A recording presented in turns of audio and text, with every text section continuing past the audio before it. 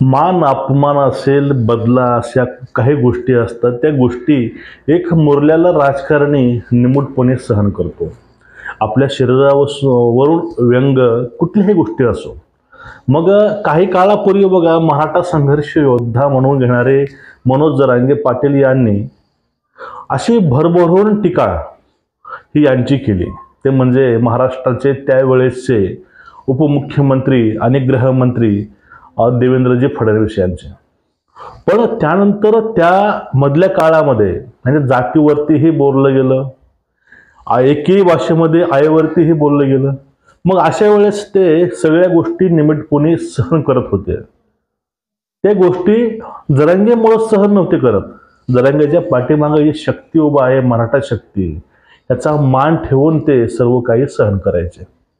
पण आता या निवडणुकीच्या नंतर समीकरण पुरते बदललेली आहेत. कारण जो दावा जरांगे पाटलांनी केला मराठा समाजाला हाताशी धरून, तो दावा सबसेला फेल हा विधानसभेला झाला. त्यावेळेस जरांगे पाटील म्हणले असतीलही, पण ते आता म्हणतात, काय म्हणतात की मराठा या निवडणुकीपासून अलिप्त राहिला. मराठा निवडणुकीपासून अलिप्त नाही राहिला. त्यासाठी एक मोठा खेळ हा फडणवीस साहेबांनी केला आणि एक अशी खेळी ही शरद पवारांनी टाकली होती. त्या खेळीमुळे सुद्धा मराठा जागे झाला. बघा, एक मराठा आरक्षण एक सामाजिक बाब होती, ही गरजेची होती. महाराष्ट्रामध्ये मराठा समाजाची सध्याची अवस्था आहे, ही अवस्था सगळ्यांची अशी श्रीमंत नाही किंवा सगळेच असे गरीब पण नाहीत. पण जे गरीब आहेत, ज्यांना खरंच आरक्षणाची गरज आहे, अशा लोकांना आरक्षण हे मिळायलाच पाहिजे. हा त्यांचा मूलभूत हक्क आहे. पण काही मराठ्यामुळं, अर्ध्या मराठ्यामुळं सर्वच मराठ्यांना कुणबी देऊन ओबीसी मध्ये टाकणं हे कितपत योग्य आहे? पहिला मुद्दा. दुसरा मुद्दा, ज्यांना गरज आहे त्यांना आरक्षण मिळालं पाहिजे. कारण सर्वात जास्त जे उच्च पदावरती आहेत ते आपलेच लोक आहेत. मग अशा वेळेस ज्या मागण्या पुढे आल्या, मागण्या द्यायचा सुद्धा प्रयत्न केला, ती गोष्ट मिसिंग कुठली होती की आतापर्यंत या मराठ्यांना आरक्षण का नाही मिळालं. आतापर्यंत सत्तेमध्ये जे लोक आले, त्या सत्तेमध्ये लोकांना एक वेळेसही विचार करावा वाटला नाही का या मराठ्यांना आरक्षण द्यावं? त्यावेळेस कोणी मागणी केली नव्हती का मराठ्यांना आरक्षण द्यावं? मग त्यावेळेस ही मागणी का पूर्ण केली नाही? मग याच्या खोलामध्ये काही मराठा अभ्यासक केले आणि त्यावेळेस 1994चा GR त्यांनी शोधून बाहेर काढला आणि त्यामध्ये दाखवलं गेलं की शरद पवार साहेबांनी कशी मराठ्यांची जिरवून ठेवलेली आहे. अगोदरच 183 कास्ट होते, त्यामध्ये 181 नंबरला मराठा जात होती. तिला ढकलून 83 नंबरवरती टाकलं गेलं आणि त्या रेसमधून त्यांना बाहेर केलं आणि त्या या बदल्यामध्ये माळी आणि तेली यांना कुणबीमध्ये म्हणजे ओबीसीमध्ये आणलं गेलं. मग त्या निकालाच्या आधारावर मराठ्यांना कळू लागलं की मराठा आरक्षणाचा खरा मारेकरी हा भाजप पक्ष किंवा युती नाही. याचा खरा मारेकरी हा शरदचंद्रजी पवार साहेब आहेत. मग त्यानंतर थोडे सूर बदलायला लागले, लोक ज्या विचारायला लागले. कारण पूर्वी फक्त युतीच्या गाड्या गावामध्ये आल्या की गाड्या अडवायचे लोक, पण त्यावेळेस नंतर एक असं होऊ लागलं की त्यावेळेस गाड्या आघाडीच्याही गावात आल्या तेही अडवायचं.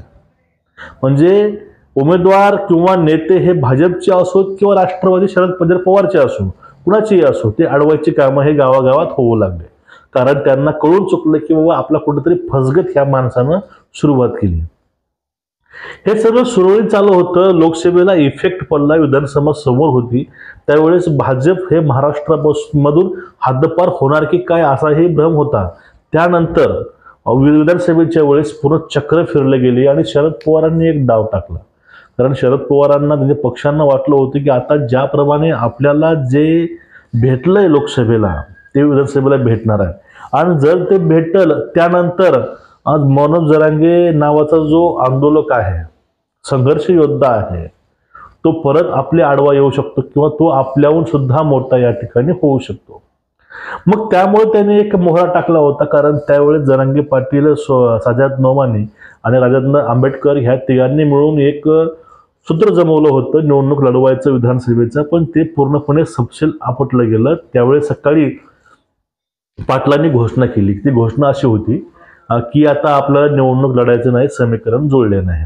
पण यावरती रिप्लाय दिला आंबेडकरांनी आणि नोमानीने की आमचे उमेदवार तयार आहेत, तुम्ही स्वतः त्यातून मागे फिरत. याचं कारण दुसऱ्या दिवशी समोर आलं.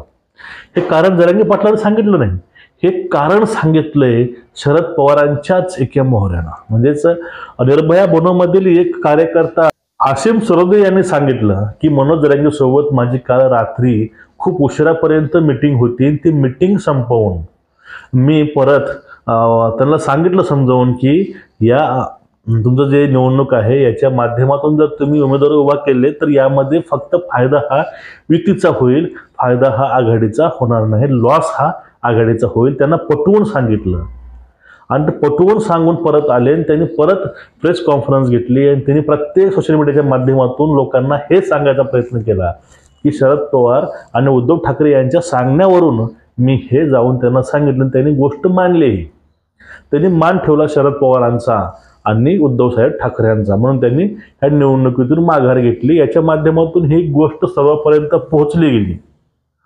पण इथं शरद पवारांना करायचं होतं हनुमान, त्याचं माकड होऊन गेलं. कारण जे त्याला साध्य करायचं होतं ते साध्य झालं नाही. त्याच्या उलट झालं की जो समाज आला होता पाठीमागे आपल्या लोकसभेला, तो समाज हळूहळू कुठेतरी कुरबुरू लागला आणि तो कुठं पाठीमागे बॅक फुटला गेला. मग त्यानंतर जरांगे पाटलांच्या मनामध्ये ते गोष्टी होत्याच, ज्यांनी आपल्याला सतवलंय, त्यांनी आपल्याला लाठी चार्ज केलाय, आपल्याला त्यांना पाडायचंय. पण झालं कसं, विधानसभेला सगळी काय सूत्रे फिरले गेले आणि मराठ्यांनी एक है तो सेफ है या नाऱ्या अंतर्गत एकत्रित एका हातानं धर्मासाठी धर्मयुद्धाला साथ म्हणून मत केलं. आणि त्यामुळे त्याच्या मनामध्ये एक गोष्ट रुजली गेली, ते म्हणजे आपण प्रथमतः हिंदू आहोत आणि आपण नंतर मराठा आहोत. कारण जो प्रकार मध्ये घडला होता तो प्रकार कसा होता, कारण एक मुस्लिम धर्मगुरू सजाद नोमानी या नावाच्या इस्मानं 17 पॉइंट दिले होते. त्यामध्ये महत्त्वाचा मुद्दा होता 15% आरक्षण हे मुस्लिम समाजांना देण्यात यावं आणि त्याला संमती सुद्धा दिली होती, ते म्हणजे राष्ट्रवादी काँग्रेस आणि काँग्रेसने. मग इथं प्रश्न लोकांपुढे असा आला की ज्याची मागणीच त्यांनी केली नाही आतापर्यंत, पण त्यांनी फक्त एक लेटर दिलं, त्याला मागणी त्यांनी होकार दिला, पण मराठा आतापर्यंत झगडतोय झटतोय. त्यावेळेस फडणवीस साहेब म्हणले सुद्धा होते की एक वेळेस त्यांनी लिहून द्यावं आघाडीनं की तुम्हाला आरक्षण हे आम्ही भविष्यातून देऊ. त्यावरती हे पवार साहेब काहीच नाही बोलले होते.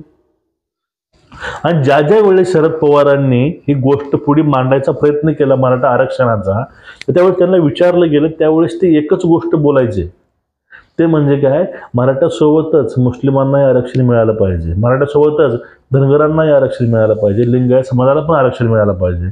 मग सर्वांना जर आरक्षण वाटलं तर मग ते आरक्षण महाराष्ट्रामध्ये राहील का, हा एक सगळ्यात मोठा मुद्दा होता. आणि ह्या सगळ्या गोष्टी समोर आल्या. त्याच्या माध्यमातून जे घडलं गेलं तुम्ही बघितलं की अभूतपूर्वक असा हा निकाल लागला महाविकास आघाडीला, डावलून लोकांनी पसंत हे महायुतीला केलं. मग आता या ठिकाणी ज्यावेळेस महायुती सरकारमध्ये आली आणि जास्त मेजॉरिटी ही भाजपची आली, त्यावेळेस लोकांपुढे एक प्रश्न पडला होता. ज्या प्रकारे शिव्या दिल्या, टार्गेट फडणवीसांना केलं, आता फडणवीस परत आलेत. त्यांच्या पूर्वी त्यांचा सैनिक पुढे आला आहे रश्मी शुक्ला, महाराष्ट्राचे पोलीस महासंचालक, आणि त्यानंतर तो येणारच हे पण लोकांना माहिती होतं आणि तो आता येतोय उद्या. मग ज्या वेळेस तो उद्या येईल त्यानंतर जे समीकरण हे काय असणार आहे. आणि या ठिकाणी एक गोष्ट आपल्याला विसरून चालणार नाही, कारण मराठ्यांना आतापर्यंत काय देता येईल याचा प्रयत्न केला जो ज्याने कोणी केला आहे ते म्हणजे भाजपच आहे.